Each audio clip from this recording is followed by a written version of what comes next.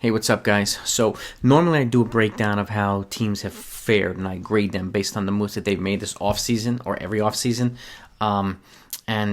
But since there's so many guys that haven't been signed yet, I don't want to give incomplete grades. So I want to give a.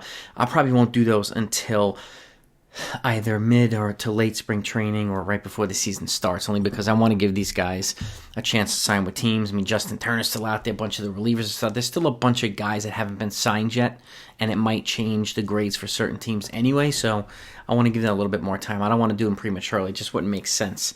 But today I want to go over the teams that I think have improved the most so far this offseason. I did this video last year, and I wanted to do it again. I want to do it again this year, so it's going to be my top five. It's actually six. There's a tie in my view for fifth. And again, teams that have improved the most so far this offseason based on the moves that they made, the impact that it has on their team. And, I wouldn't, there's no really a particular order, but these are teams that I've come up with. So, and you may not see a few teams, and I'll mention them anyway, but not on the list is the Los Angeles Dodgers. I mean, they're already at the top. Yes, they brought in Trevor Bauer, but they are down, and they're getting back David Price, but they are down Justin Turner. So, and they have brought in the reliever and stuff. So, to me, they're not on the list of the ones that have improved the most, even though they've likely improved, but it's kind of one offsetting the other right now for them, and they're already the defending world champions. So I think other teams have made more significant leaps, even if they're from the bottom to the middle or the middle to the top, doesn't matter. But just as an FYI, they're not on this list. So, but they're the best freaking team in baseball right now, so it doesn't matter. But first on the list are the Kansas City Royals. Yeah, the Royals, and I mentioned I actually did a video on them recently. It's in the description down below.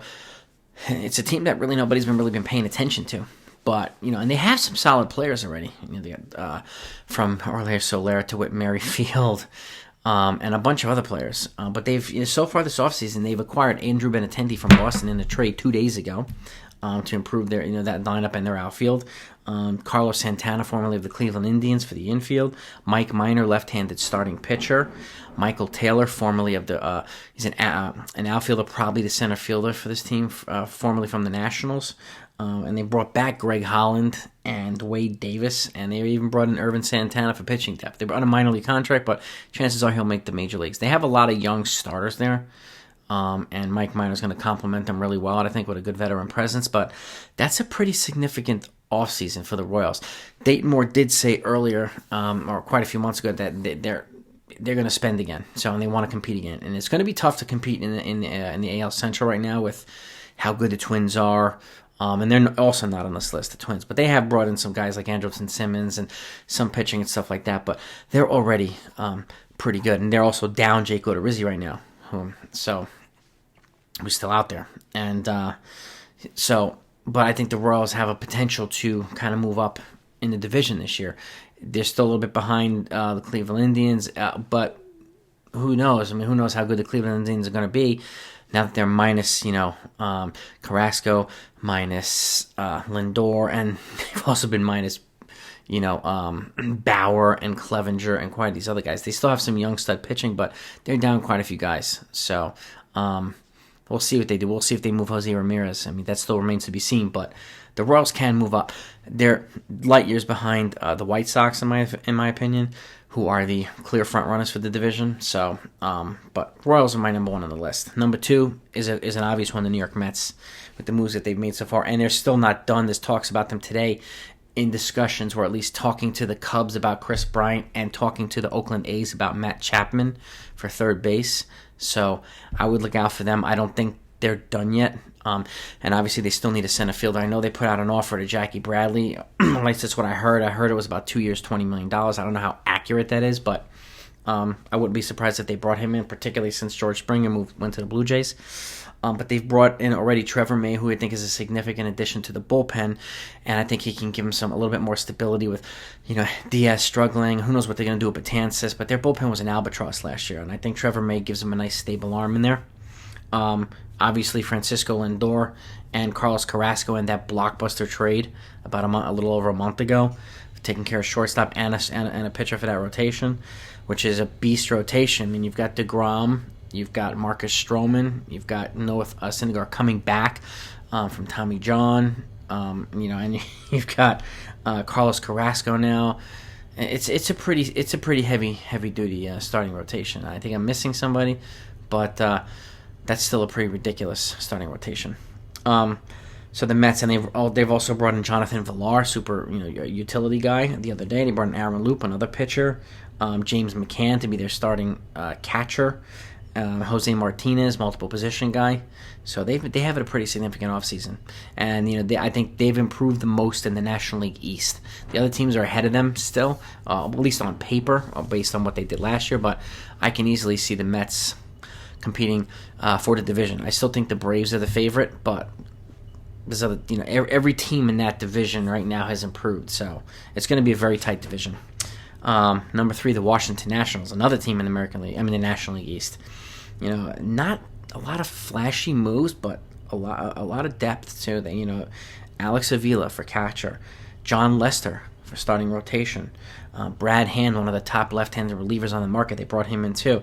They also brought in Josh Bell and Kyle Schwarber. So they brought in some offensive pop on the left-hand side, and I think Josh Bell might be a switch hitter, but they brought in some potential serious offense there. So a bunch of incremental moves with the starters that they already have, that three-headed monster of Scherzer, Strasburg, and Corbin. Adding Lester to that, who's got championship pedigree from the Red Sox and the Cubs, giving another veteran presence, a bulldog who can give them a little bit of length in the rotation too. I would look out for them to make noise too. I mean, they could be a dark horse for a long playoff run, or potentially the World Series if things go perfectly for them, and not perfectly for the Dodgers or the Padres. So, Washington's my number 3. My number 4 is St. Louis Cardinals. I mean, they brought back Yadi Molina the other day, and Adam Wainwright a couple days prior to that. But the big move, they acquired Nolan Arenado in a trade, and that to me is one of the most significant moves in this offseason. You're pairing him with Paul Goldschmidt now, and the rest of that lineup. I mean, even though they lost Colton Wong to the Milwaukee Brewers, the addition of Nolan Arenado takes that lineup to a whole nother level. And I still would not be surprised if they brought in someone else. There's still time, and I still think they're going to make another move as well. But not as many moves as other teams, but the moves that they made are very significant. Number 5, I actually have a tie for 6, not a tie for 5. Number 5 is the San Diego Padres, another obvious team. They've added 3 frontline starters to that rotation. I mean, Yu Darvish, Blake Snell, and Joe Musgrove, okay? And the worst that they gave up, the highest prospect they gave up, was number 3, and they got all 3 of those guys. So they gave up a lot of depth. I mean, almost 20 prospects, and I think 15 prospects for those 3 starters. But they had the deepest farm in baseball, and it's still a top 5 farm. So, and very, very significant, and they've made Tampa Bay's farm that much better too. In Tampa Bay, offloading, not with Morton not coming back and moving Snell, they have the clear-cut number 1 farm in baseball now. So even though they've regressed by losing those starters, I still would not be surprised if they were just as competitive. And the San Diego Padres also brought in They brought back Jurickson Profar on a 3-year deal, and Ha-Sung Kim, super infielder from the Orient, from Korea or maybe Japan. So they've made some significant moves too, but the moves that they've made in that starting rotation are second to none. That's a legit frontline starting rotation with the young guys they already have. Oof, they're going to be nasty. They're going to be really hard to beat in that young dynamic lineup. Oh man. And tied for 6th, okay, are 2 American teams. One is the Toronto Blue Jays, who are, they're going for it in the American League East, that's for sure. And, it's kind of wide open now. I mean, I think them and the Yankees are probably the co-favorites to win the East. I think Tampa Bay is slightly behind them, and Boston's slightly behind them. But, crazy things have happened. But they brought in George Springer for center field, Marcus Semien for shortstop, okay, 2 thumper bats, okay, Kirby Yates for the bullpen. They were deficient on the pitching side too, so they brought back Robbie Ray for the starting rotation. They've also acquired Steven Matz in a trade from the Mets, so they have 2 starters, okay, although Ray's returning, so actually they're plus 1 starter. But they brought in Kirby Yates, David Phelps, and Tyler Chatwood for the bullpen. So they've really reinforced the bullpen while adding a starter, and I could still see them adding 1 more starter as well. I would not be surprised. They have a dearth of prospects, and even at the major league level to bring in somebody like a Kyle Hendricks, or Luis Castillo. I would not be surprised if they got one of those guys. So, and that would make them the favorites, in my opinion, in the American League East, probably. Even though I'm a Yankee fan, and it sucks to say, but that would be the reality. But and tied with them are the Chicago White Sox, and so not as many moves as the other teams, but they acquired Lance Lynn in a trade, so like a number 2 or number 3 Bulldog starter for that rotation that they needed. Okay, they brought back Carlos Rodon and Adam Eaton, but they signed the number 1 reliever in baseball, and Liam Hendricks. So those moves very significant for the White Sox. I mean, the 2 big ones, Lynn and Hendricks, really. And this is a team that's already been, it's already really, really good. They've made themselves better. And to me, they're probably the last of the bottom of this list of all of them, but I still have them tied for Toronto just based on the impact in their division and stuff. They've just increased their lead in the division. I think the Toronto Blue Jays have leapfrogged Boston and Tampa Bay right now with the moves that they've made. So these are my most improved teams this offseason. There's a lot of other teams, too, that have made moves, obviously.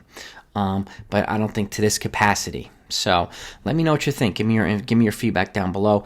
If you have any other teams you can think of, obviously put them down below as well. I'll be grading the teams, like I said, later on this offseason, and probably late in spring training. I'm already working on it to compile the stuff that they've done, but there's still guys that need to be added to the list, so that's why I'm not doing it. So hope you enjoyed this. Hit that thumbs up, hit that subscribe if you haven't yet. It's really, really helpful to the channel, and it lets other people know that this is out there. So I appreciate your support either way. Have a great week. Talk to you next time.